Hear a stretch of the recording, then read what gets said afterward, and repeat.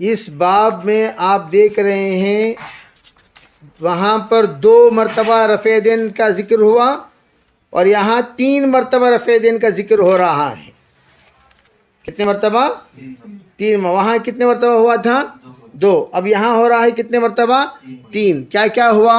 فرمایا باب رفع الیدین اذا کبر و اذا رکع و اذا رفع. ہو گیا 3 بار رفع دین. تکبیر اولا ہاتھ اٹھانا، اور وَإِذَا رَكَعَ رکوع کے وقت میں ہاتھ اٹھا کر رکوع میں جانا، وَإِذَا رَفَعَ جب رکوع سے اٹھتے تھے ہاتھ اٹھا کر جانا. اب پچھلی روایت میں ایک جملے کا اضافہ تھا، وَكَانَ لَا يَفْعَلُ ذَلِكَ فِي السُّجُودِ. سجدے میں آپ ہرگز ایسا نہیں کیا کرتے تھے، یعنی رفع دین نہیں کیا کرتے تھے. اب آپ اگر احادیث کے ذخیرے میں دیکھیں گے تو اس میں سجدے کی حالت میں آپ کا رفع دین کرنا بھی ثابت ہے. سجدے کو جاتے وقت رفع دین کرنا اور سجدے سے اٹھتے وقت رفع دین کرنا، یہ دونوں ثابت ہیں. ابھی بات سمجھ میں آ رہی گئی؟ تو اس سے کیا پتہ چلا؟ رفع یدین کل خفض و رفع،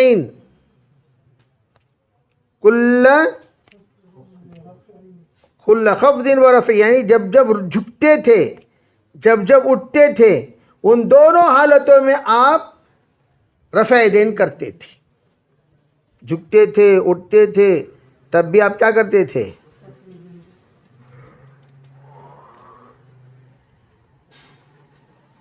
بعض روایتوں میں کیا ہے دیکھو کہ جس وقت میں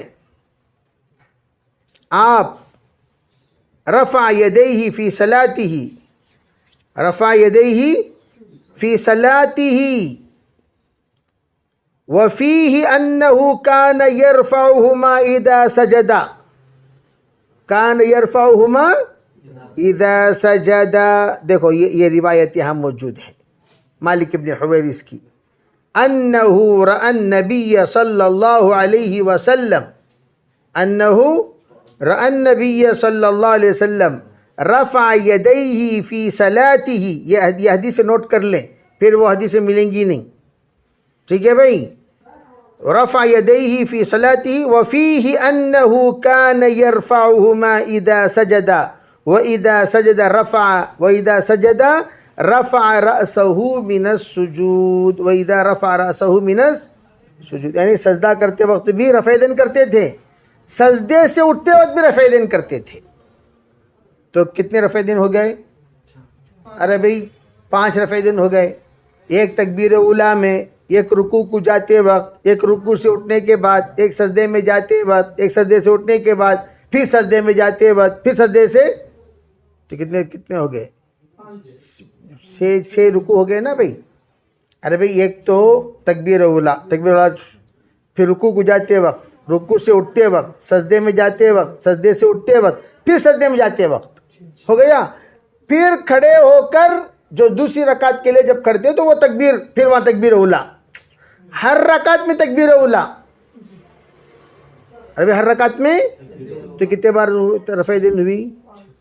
6 مرتبہ رفع دین ہوئی. ہو گئی بھائی؟ اب دیکھیے یہاں پر جو روایت حضرت نے فرمایا اس میں ایک رفع دین کی اور ایک روایت رفع دین کی کیا فرماتے ہیں؟ اذا سجد وضع رکبتیہ قبل یدیہ، اذا سجد وضع رکبتیہ قبل یدیہ، پھر کیا کہا؟ وَإِذَا نَهَضَ رَفَعَ يَدَيْهِ قَبْلَ رُكْبَتَيْهِ.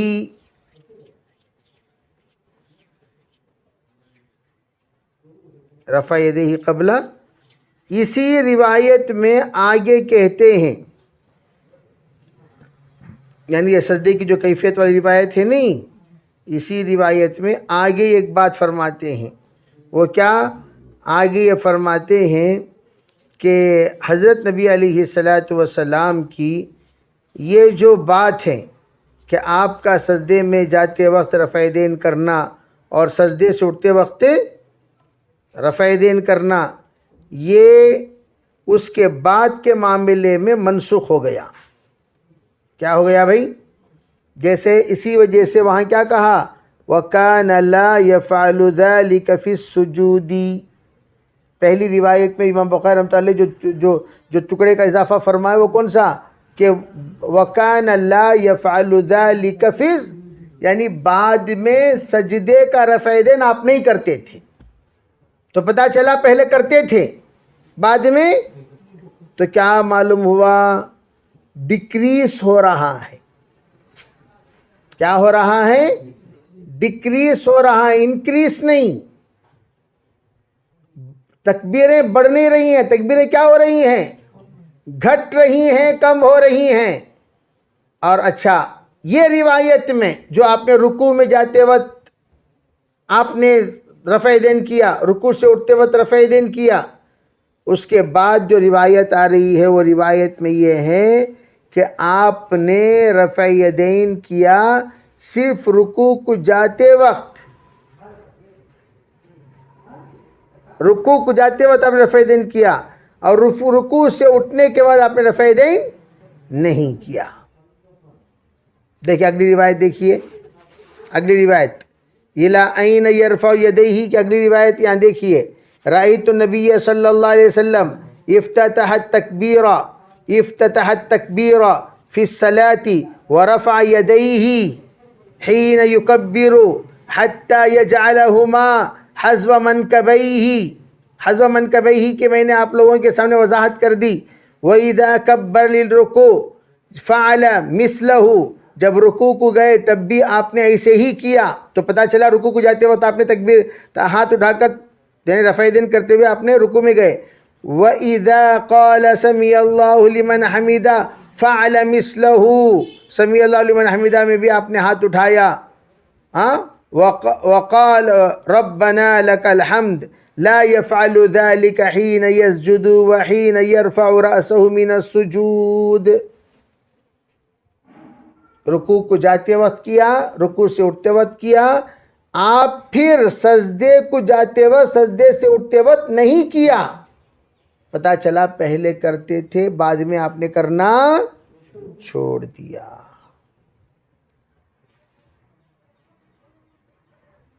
بات سمجھ میں آئی نہیں؟ اب اگلی جو روایتیں ہیں ان سب میں 3 ہی تکبیریں ثابت ہو رہی ہیں۔ کتنی تکبیریں؟ 3 تکبیریں ثابت ہو رہی ہیں کہ آپ علیہ الصلاۃ والسلام تکبیر اولیٰ میں، پھر اس کے بعد کس میں، تکبیر رکوع کو جاتے وقت، رکوع سے اٹھتے وقت، یہ دونوں حالتوں میں آپ سجدے یعنی تکبیر اسے کیا کہتے ہیں رفع دین کیا کرتے تھے، اس کے بعد آپ نے رفع دین کرنا چھوڑ دیا، یعنی سجدہ وغیرہ میں رفع دین آپ نہیں کرتے تھے۔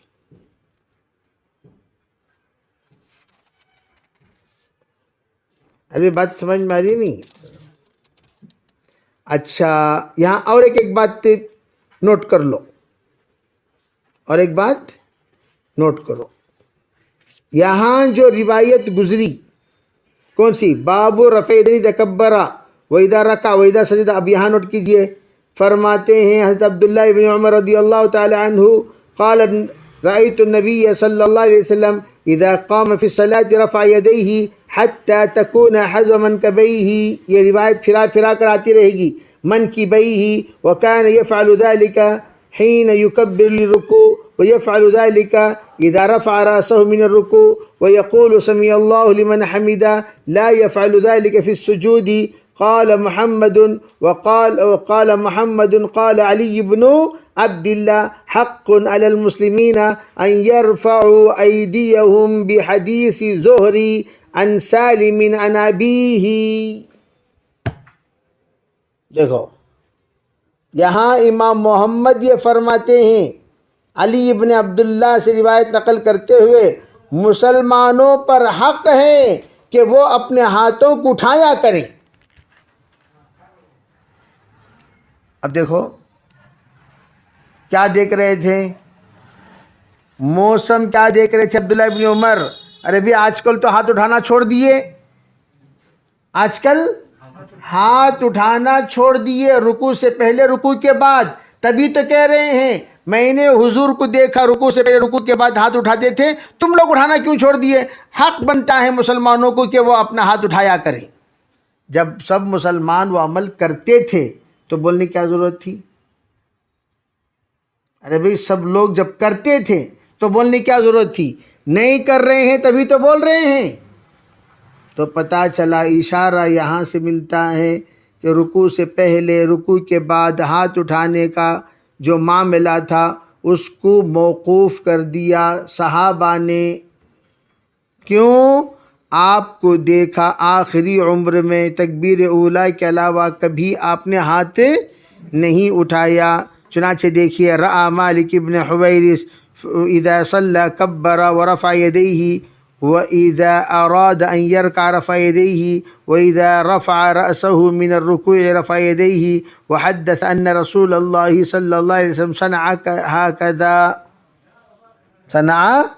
ہاکذا. اس طرح کی روایتیں لا کر انہوں نے اس بات کو ثابت کیا کہ 3 طرح کی روایتیں موجود ہیں. ان روایتوں میں یہ کہے تمام اللہ اکبر کے وقت میں ہاتھ اٹھانا، یہ کہے قبل از رکوع بعد از رکوع ہاتھ اٹھانا، یہ کہے قبل از رکوع بعد از رکوع کا ہاتھ اٹھانا بھی چھوڑ کر صرف وَمَا رَفَعَ يَدَاهُ إِلَّا فِي تَكْبِيرَةِ الْأُولَى، وَمَا رَفَعَ يَدَاهُ إِلَّا فِي تَكْبِيرَةِ الْأُولَى. یہ ہے اصل حدیث جو آپ کو بتانی ہے.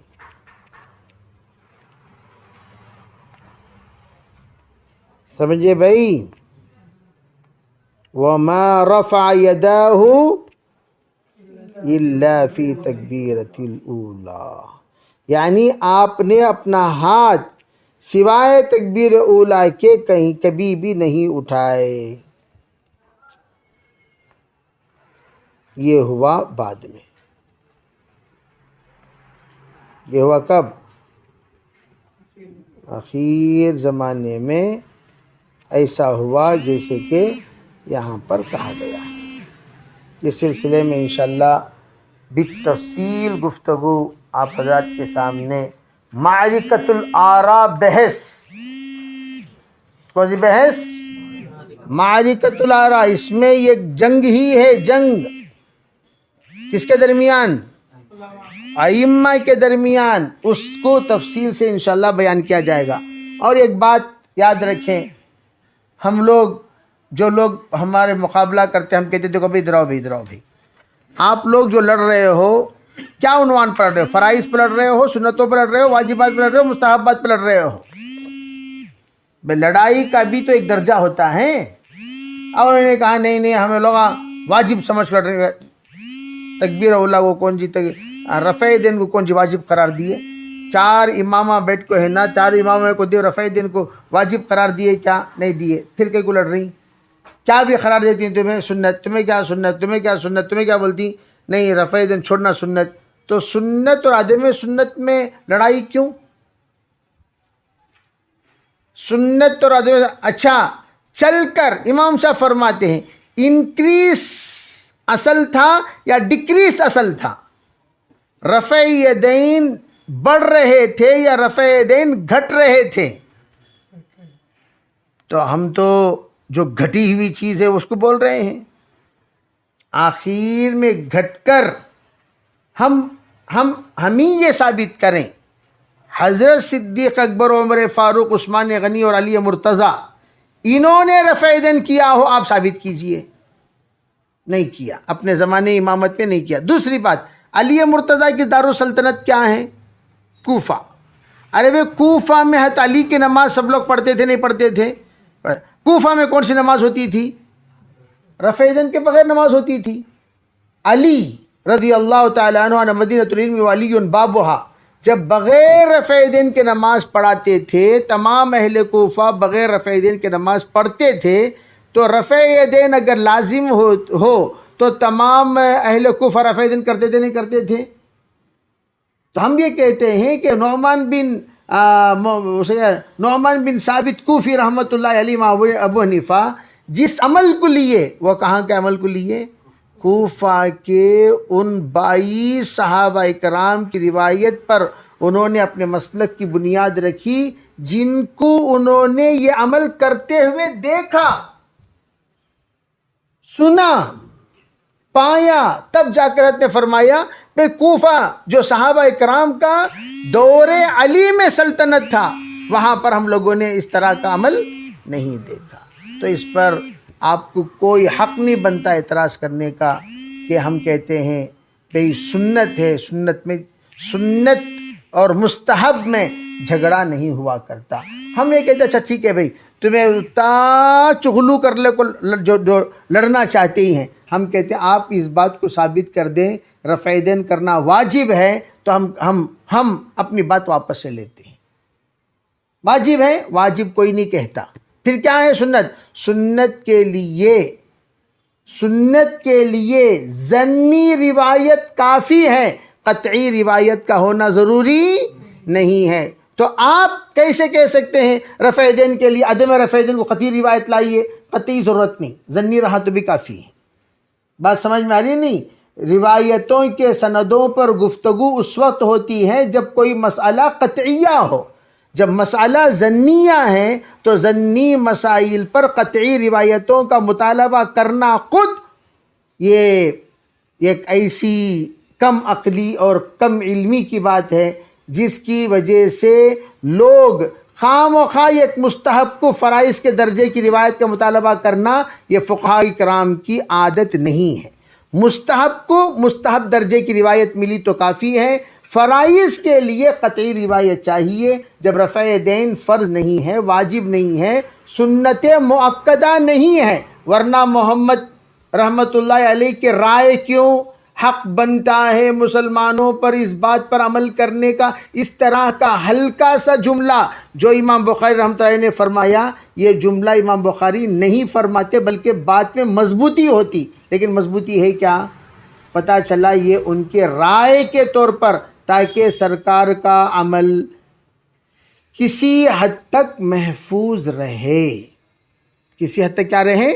بس اتنا ہی منشا ہے۔ امام شاہ ولی اللہ قدس سرہ العزیز نے بھی اسی بات کو وضاحت کرتے ہوئے فرمایا، دیکھو صرف ائمہ اربعہ کا مقصود تمام اعمال رسول کو اپنے اپنے جگہ پر محفوظ کرنا ہے۔